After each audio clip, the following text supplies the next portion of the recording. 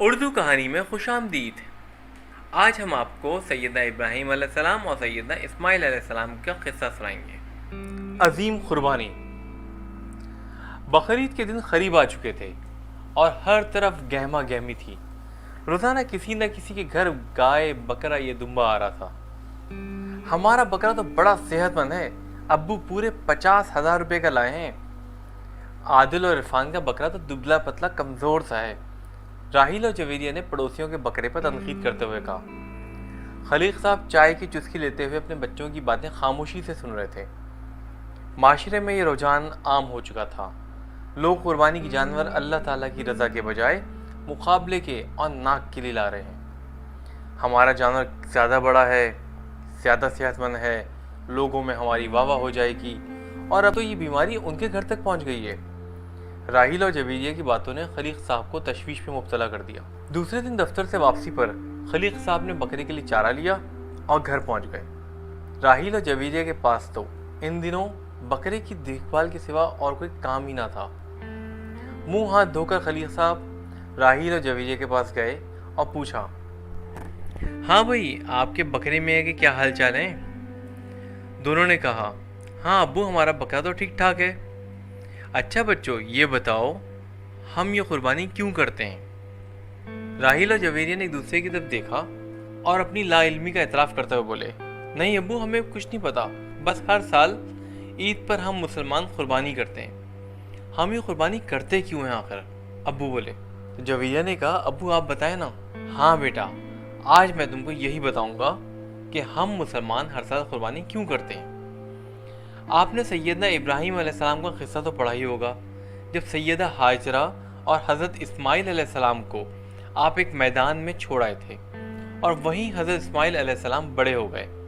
سیدنا ابراہیم علیہ السلام کو سیدنا اسماعیل علیہ السلام سے بہت محبت تھی۔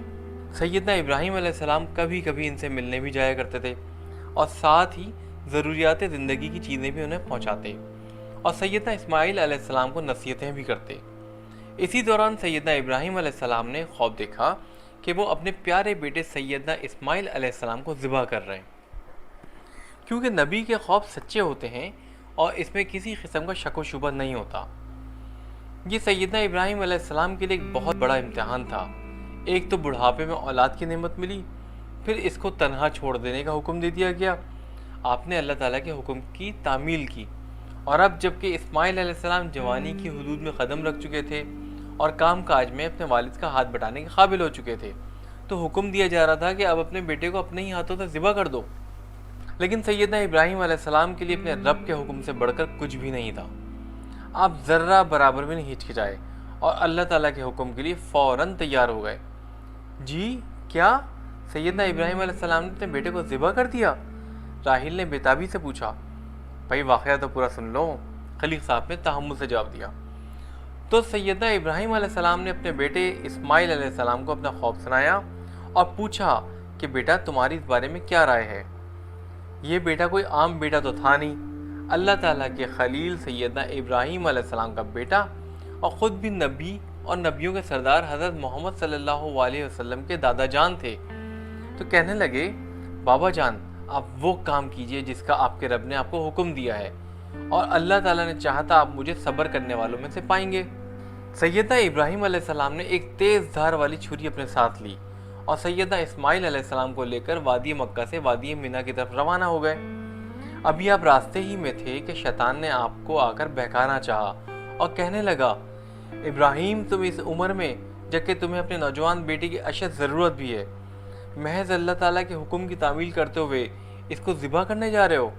سیدنا ابراہیم علیہ السلام نے اس کو 7 کنکریاں ماری، لیکن وہ اپنی حرکتوں سے باز نہ آیا اور حضرت اسماعیل کے پاس جا پہنچا اور آپ سے کہنے لگا، دیکھو تمہارے والد تم کو یوں ہی ذبح کرنے لے جا رہے ہیں، تم اپنے ہاتھوں کو چھڑا کر بھاگ جاؤ۔ پھر سیدنا ابراہیم علیہ السلام نے اس کو کنکریاں ماری تو یہ مردود وہیں ڈھیر ہو گیا۔ جب سیدنا ابراہیم علیہ السلام منی کے مقام پہ پہنچے تو حضرت اسماعیل علیہ السلام نے اپنے والد سیدنا ابراہیم علیہ السلام سے کہا، بابا جان ذبح سے پہلے مجھے اچھی طرح باندھ دیجیے گا، کہیں ایسا نہ ہو کہ میں جب تڑپوں اور کچھ خون کے دھبے آپ کے دامن پر آئیں اور کل اللہ تعالیٰ مجھ سے قیامت کے دن پوچھے کہ اے اسماعیل تو نے میرے حکم کی تعمیل کرتے ہوئے میرے خلیل کے کپڑے کیوں اپنے خون سے رنگے، تو میں کیا جواب دوں گا؟ دوسرا، چھری چلاتے ہوئے میرا منہ اوندھا کر دیجیے گا کہ کہیں باپ کی محبت غالب نہ آ جائے اور آپ کا ہاتھ رک نہ جائے۔ تیسرا، میری گردن پہ چھری جلدی جلدی چلائیے گا۔ ان باتوں کے بعد سیدنا ابراہیم علیہ السلام نے اسماعیل علیہ السلام کو اور سیدنا اسماعیل علیہ السلام نے اپنے والد بزرگوار سیدنا ابراہیم علیہ السلام کو دیکھا۔ باپ نے بیٹے کو بوسہ دیا، محبت کے آنسو چھلک پڑے، لیکن اللہ تعالیٰ کے حکم کی بجاوری میں کوئی کوتاہی نہیں ہوئی۔ جیسے ہی سیدنا ابراہیم علیہ السلام نے چھری حضرت اسماعیل علیہ السلام کی گردن پر رکھی، اللہ تعالیٰ نے چھری کو حکم دیا کہ خبردار جو اسماعیل کو ہلکی سی خراش بھی آئی۔ ادھر سیدنا ابراہیم علیہ السلام اپنا پورا زور لگا رہے تھے، مگر چھری تو اللہ کے حکم پر رکی ہوئی تھی۔ تبھی اللہ تعالیٰ کی طرف سے ندا آئی اور ہم نے ندا فرمائی، اے ابراہیم، بے شک تو نے خواب کو سچ کر دکھایا۔ اس کے بدلے حضرت جبرائیل علیہ السلام ایک مینڈھا لے کر آپ کی خدمت میں حاضر ہوئے اور اللہ تعالیٰ نے حضرت اسماعیل کے بدلے یہ مینڈھا ذبح کرنے کا حکم دے دیا۔ جویریہ اور راحیل دم سادے یہ قصہ سن رہے تھے۔ تو بچوں، آج ہم جو قربانی کرتے ہیں وہ حضرت اسماعیل علیہ السلام کی یاد میں کرتے ہیں۔ اور بچوں، یہ قربانی جانور کی نمائش کے لیے نہیں ہوتی، بلکہ اللہ تعالیٰ کی رضا کے لیے ہوتی ہے۔